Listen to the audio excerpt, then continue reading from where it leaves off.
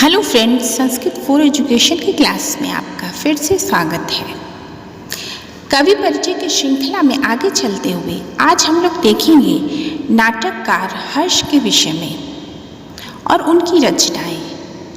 हर्ष का समय है 7वीं शताब्दी का पूर्वार्ध और इनका निवास स्थान है स्थानेश्वर या थानेश्वर और इनके पिता का नाम है प्रभाकर वर्धन और इनके भाई हैं राज्यवर्धन।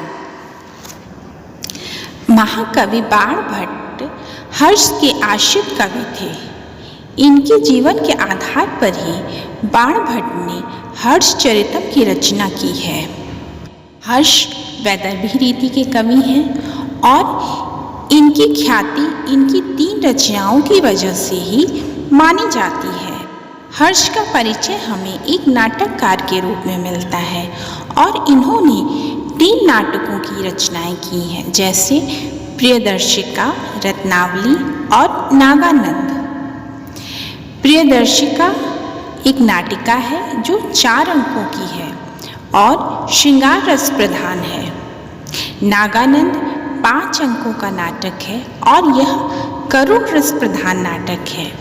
रत्नावली जो 4 अंकों की नाटिका है और यह भी श्रृंगार रस प्रधान नाटक है। तो हर्ष के 2 नाटक श्रृंगार रस प्रधान है और एक नाटक करुण रस प्रधान है। तो हम लोग चलते हैं और देखते हैं हर्ष जी के 3 नाटक। पहला है प्रियदर्शिका। इसमें नायक है राजा उदयन और नायिका है अरण्यका या प्रियदर्शिका। इसमें नायक उदयन धीर ललित नायक की श्रेणी में आते हैं। कथा का प्रारंभ कुछ इस प्रकार होता है। प्रियदर्शिका 4 अंकों की नाटिका की श्रेणी में है और इसमें जो राजा उदयन है और नायिका अरण्यका है, उन दोनों की प्रणय और परिणय की कथा का वर्णन किया गया है।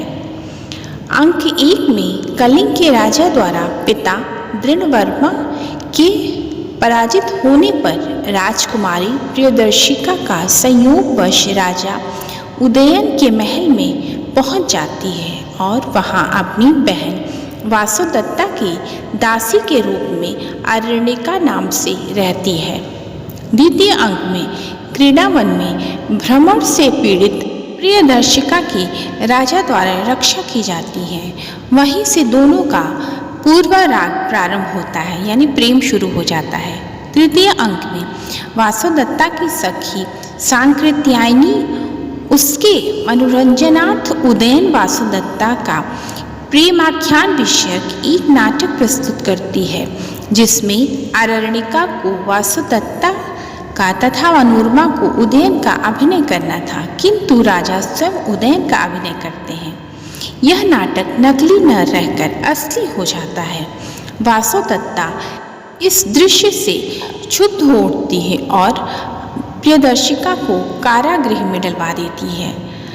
चतुर्थ अंक के प्रारंभ में अरण्यका जीवन से निराश होकर बंदी गृह में विषपान कर लेती है। सूचना मिलते ही वासुदत्ता उसे विष उतारने की विद्या जानने वाले राजा के सामने मंगाती है। उसी समय दृढ़वर्मा का कंचुकी आता है और वह राजकुमारी प्रियदर्शिका को पहचान लेता है।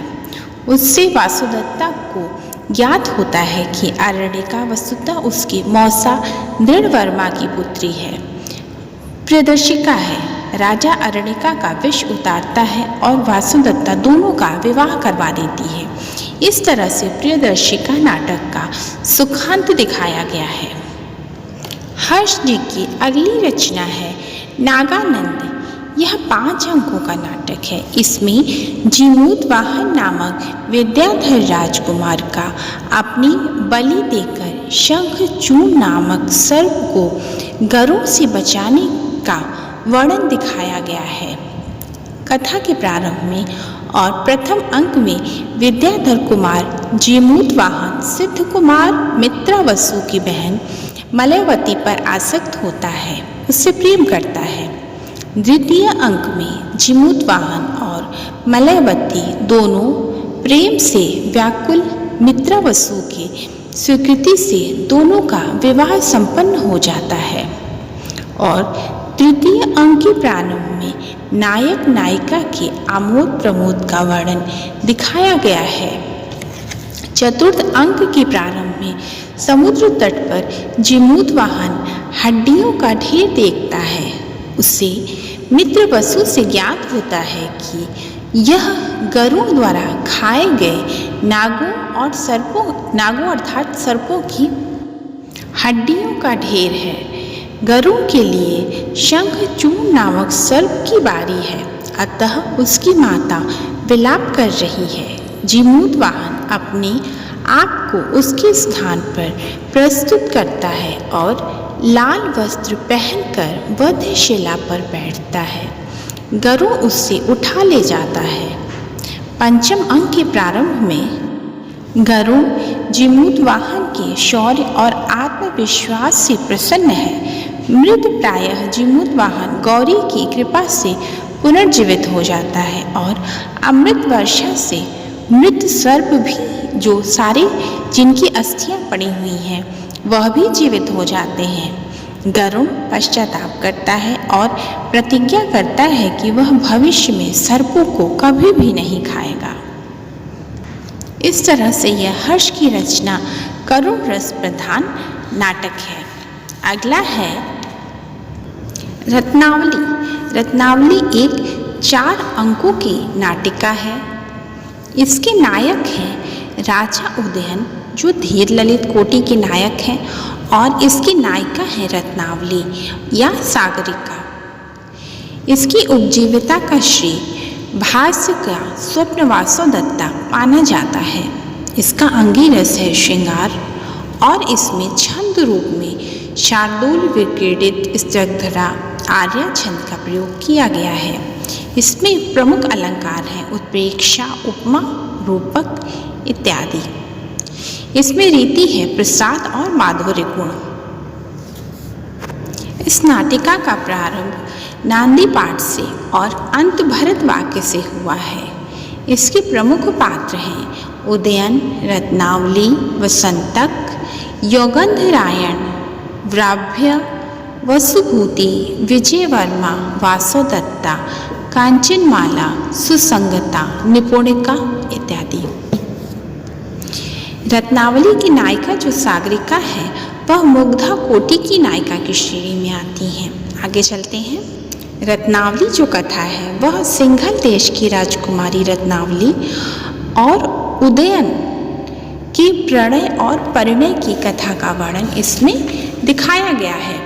प्रथम अंक के प्रारंभ में राजा उदयन महल में समुद्री दुर्घटना से बची हुई सिंघल राज की पुत्री रत्नावली वासुदत्ता के पास पहुंचती है और सागरिका नाम से उसकी दासी बनकर रहती है। उसके सौंदर्य पर राजा आसक्त न हो जाए अतः वह सागरिका को राजा से दूर रखती है, किंतु मदन महोत्सव में दोनों का मिलन हो जाता है और दोनों के बीच प्रेम प्रारंभ हो जाता है।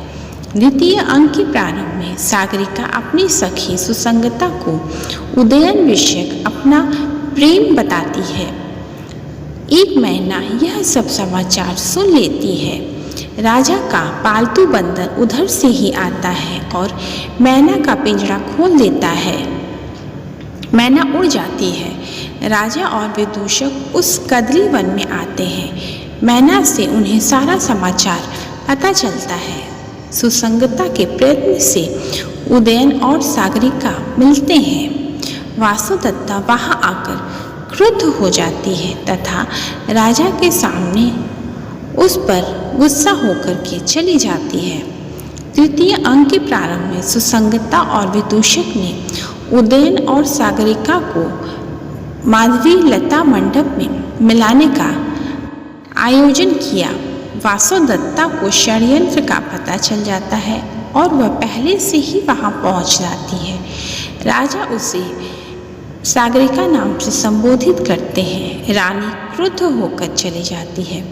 सारी बातें जानकर सागरिका लज्जावश फांसी लगाने का प्रयत्न करती है, किंतु राजा उसे बचा लेते हैं और दोनों प्रेमालाप प्रारंभ करते हैं। इसी बीच पुनः वासुदत्ता आ जाती है और क्रुद्ध होकर सागरिका को कैद में डलवा देती है तथा उसे उज्जैन भेज देने की अफवाह उड़ा देती है।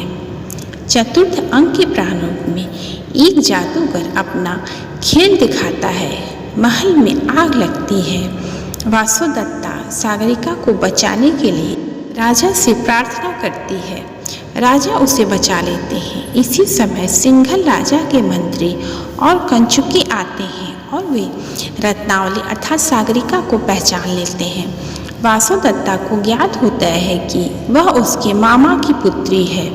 वह दोनों का प्रेम विवाह करवा देती है और इस तरह से हर्ष की रचना रत्नावली का सुखांत दिखाया गया है। इस तरह से जब नाटककारों की बात होती है तो हर्ष का नाम भी ज़रूर आता है, क्योंकि उनकी ये जो तीनों नाटिकाएं हैं, 2 नाटिकाएं और 1 नाटक है, ये बहुत ही प्रसिद्ध हैं और परीक्षाओं में इनसे प्रश्न आते ही रहते हैं, क्योंकि ये बहुत इम्पॉर्टेंट है। तो इन्हें अच्छे से पढ़ें, सुनें और समझ लें। 1 से 2 बार में ये आपको अच्छे से याद हो जाएंगे। अगर आपको किसी टॉपिक पे वीडियो चाहिए तो आप मुझे कमेंट कर सकते हैं। अगर आपको ये वीडियो अच्छा लगा हो तो प्लीज़ लाइक करें, शेयर करें और सब्सक्राइब करें। Thank you.